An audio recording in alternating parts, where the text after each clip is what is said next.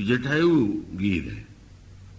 तो पक्षियों में जो निकृष्टतम पक्षी माने जाते हैं वो है या तो गीध है या कौवा है या बगुला है।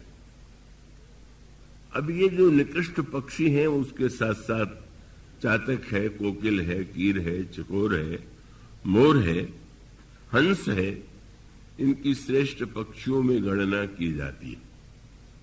लेकिन एक अनोखी बात है कि रामचरितमानस में जिन दो पक्षियों को सबसे अधिक महत्व दिया गया उसमें एक कौवा है और दूसरा गीध है। और वो इतना महत्व मिला कि जितना हंसों को और अन्य पक्षियों को भी नहीं मिला। तो एक तो आप आरण्य कांड में दृष्टि डालेंगे, जटायु गीध है और गीध की बस वो गीध का जो प्रतीक है वो बड़ा समझने योग्य है। आप जानते होंगे कि गीध में उड़ने की बड़ी सामर्थ्य होती है और उसके साथ साथ गीध की दृष्टि जो होती है वो बड़ी पैनी होती है। वो ऊपर उड़ता है और पैनी आंखों से दूर दूर देखता है, पर वो उस पैनी दृष्टि का उपयोग क्या करता है? वो दूर दूर तक दृष्टि डालता है कि कहीं कोई पशु या मनुष्य का शव पड़ा हुआ हो और उसके मांस के द्वारा हम अपनी भूख मिटावें, और ऊपर से नीचे उतर करके उस मांस के द्वारा अपनी भूख मिटाने की चेष्टा करता है। तो ये गीध उस रूप में है और कई व्यक्तियों की वृत्ति भी गीध जैसी होती है। और गीध जैसी वृत्ति माने जिनमें उड़ान तो बहुत है और दृष्टि भी बड़ी पैनी है, पर दोनों का उपयोग अंत में नीचे उतर करके अपनी क्षुधा को ही मिटाना है। तो अब अगर इस अपनी बुद्धिमत्ता का, दृष्टि का अगर यही उपयोग व्यक्ति करेगा तो निंदनीय पक्षी में ही गिना जाएगा। क्या बैठे गीध उड़ाए शरण पर कह करके गीध की उपस्थिति को अशुभता का रूप दिया गया। लेकिन गोस्वामी जी ने मानस के दो गीधों के द्वारा बहुत सुंदर संकेत दिया। पक्षियों का आकाश वाले गीध तो गीध ही है, पर इसमें सजग संकेत यह है, जैसा कि आगे चल करके संपाति ने बंदरों को अपने भाइयों की, अपनी और अपने भाई जटायु की आत्मकथा सुनाई थी। वर्णन आता है कि संपाति और जटायु दोनों भाई, और एक दिन संपाति ने जटायु से कहा, ये तो गीधों के लिए बड़ा कलंक है कि ऊपर जाने पर भी उनकी दृष्टि नीचे रहती है। आओ हम लोग वह करके दिखा दें कि जो संसार में बड़े से बड़े व्यक्ति नहीं कर पाते। और वह प्रस्ताव यही था कि हम लोग सूर्य मंडल तक यात्रा करें, सूर्य तक पहुंचे, और तब लोग यह अनुभव करेंगे कि वस्तुतः ये गीध कितनी ऊंची दृष्टि वाला है, कितना ऊपर उठने की, उड़ने की इसकी वृत्ति है। और तब दोनों भाई आकाश की ओर उड़ते हैं। पर आकाश में जो जो दूर आगे जाते जा रहे हैं त्यों तो ताप का अधिक अनुभव हो रहा है। और तब जटायु के हृदय में यह विचार उत्पन्न हुआ कि लगता तो यही है कि ये जो सूर्य तक की यात्रा है इसका कोई उद्देश्य तो सही नहीं। प्रकाश सूर्य का तो नीचे भी मिल रहा है और उस प्रकाश में हम जो भी काम करना चाहें कर सकते हैं। तो अब सूर्य के पास जाना तो केवल अपने अभिमान का प्रदर्शन है कि जहां तक कोई नहीं पहुंच पाया वहां हम पहुंच गए। और संभावना यह भी है कि सूर्य में प्रकाश भी है और सूर्य में ताप भी है, तो ताप से अगर शरीर नष्ट हो गया तो मानो जो जीवन था जिसका कोई अच्छा उपयोग हो सकता था वो नहीं हुआ। और यदि पहुंच जाए तो केवल एक आम की पूर्ति, कितने ऊपर और कितने ऊंचे।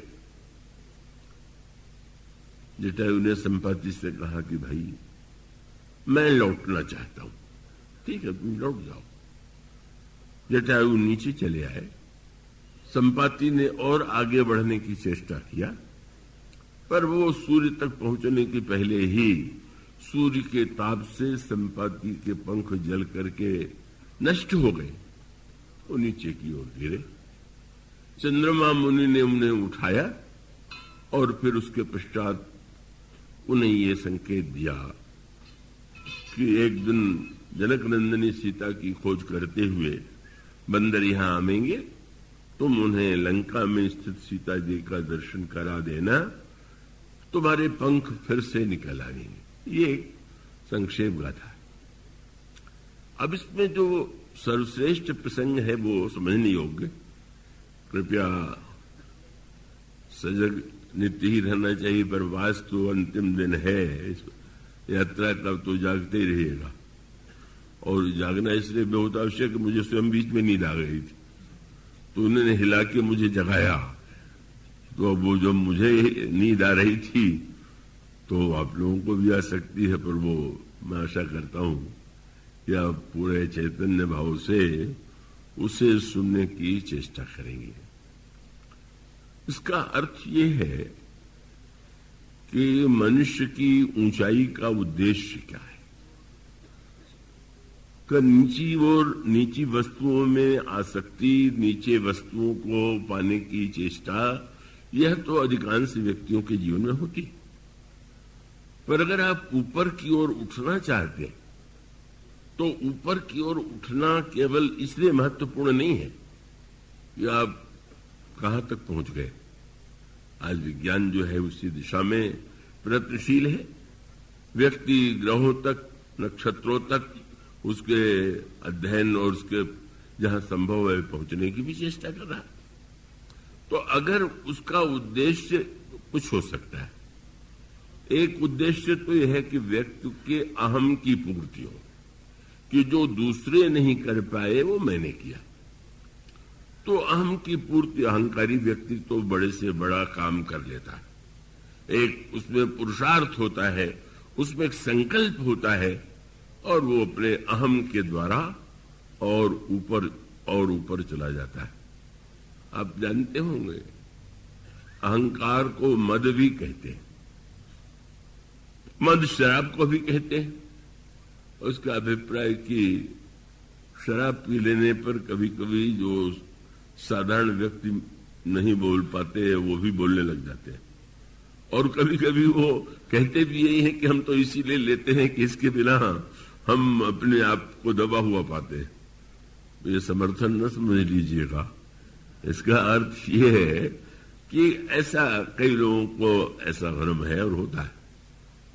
लेकिन फिर वही प्रश्न है कि जो नशे के द्वारा अगर कुछ समय के लिए हम अपने आप को बुद्धिमान समझने की चेष्टा करें तो स्थायी भाव नहीं होगा।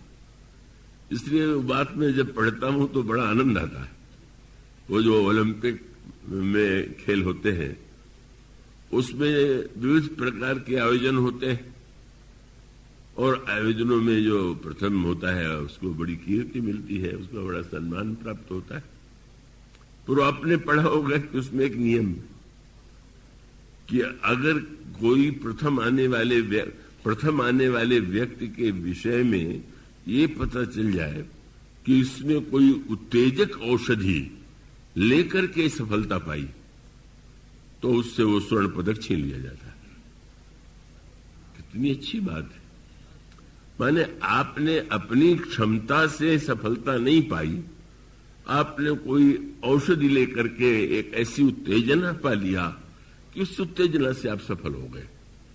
और कई बार ओलंपिक में ऐसे कई खिलाड़ी हैं कि स्वर्ण पदक पा लेने के बाद भी जब यह सिद्ध हो गया कि इन्होंने कोई इस प्रकार की वस्तु ली है तो वो स्वर्ण पदक वापस ले लिया जाता है। मैं सोचता हूं खेल में कितना अच्छा नियम है, पर जीवन में ये बिल्कुल नियम नहीं है। जीवन की दौड़ में जो लोग भाग ले रहे हैं वो सचमुच कहीं कोई उत्तेजक नशे की वस्तु से तो भाग नहीं ले रहे। खेल में तो हम लोग बड़े विवेकी हैं कि नकली दवा के द्वारा शक्ति न ली जाए, पर जीवन में जो व्यक्ति सफल हो रहा है, चाहे कितना भी उत्तेजक कोई नशा लेकर के हो रहा है, उसे तो लोग स्वर्ण पदक दे देते।